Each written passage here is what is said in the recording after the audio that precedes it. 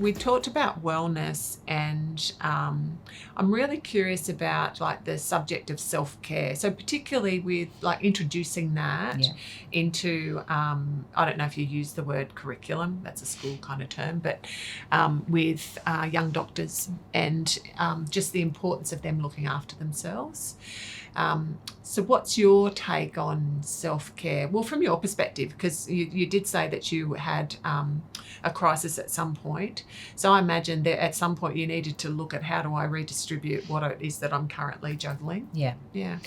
Look, self-care, I'm a do as I say, not as I do presently. But I guess I'm better probably than I was. Right. I mean, to me, self-care means acknowledging how you're feeling, whether that is content, overwhelmed, happy, sad, and then working out, in my world, very small ways to just give yourself a little bit of time back or a little bit of peace. You know, for me, that's exercising a few times a week. Yeah. Recently, one of my registrars and I started doing, exercises, this sort of app thing for half an hour on the grass outside the hospital, 2 or 3 afternoons a week.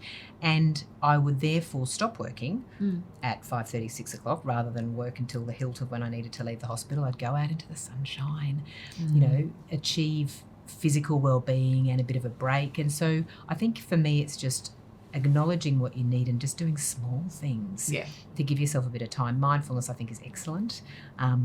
We all struggle to fit it in, even though it's only 10 minutes of your day. Yeah. But that's because you're so busy rushing. Taking that time to just be still is kind of hard. Yeah. And I think for junior doctors, it should be built in, and I think increasingly it is certainly built in. Certainly our junior staff at RPA have the MDOK program, and that is all about, are you getting some exercise? Are you eating well? There's signs up around the hospital saying, have you eaten lunch? Because I say when I first started there as a registrar, I'd, lost more weight than I'd ever lost because I just didn't eat all day. You just ran and ran. And that's not poor soul me, it's just kind of what you did. Yeah.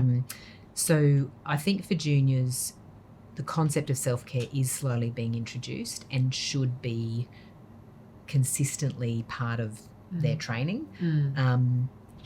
And it is really about giving yourself a little bit of time. It is about eating well, getting some exercise. There's good evidence that exercising regularly is incredibly good for your mental well-being. Getting some sleep. Yeah. Sleep's important. And also having a very available, accessible, comfortable relationship with someone to talk when you need to. Yeah. And I guess having mindful supervisors. So, for example, there's 2 supervisors for each trainee, which works really well, because then you might have one supervisor might have a certain type of relationship with the trainee and another one a different, and you can bounce off each other and make sure that you know that they are doing okay.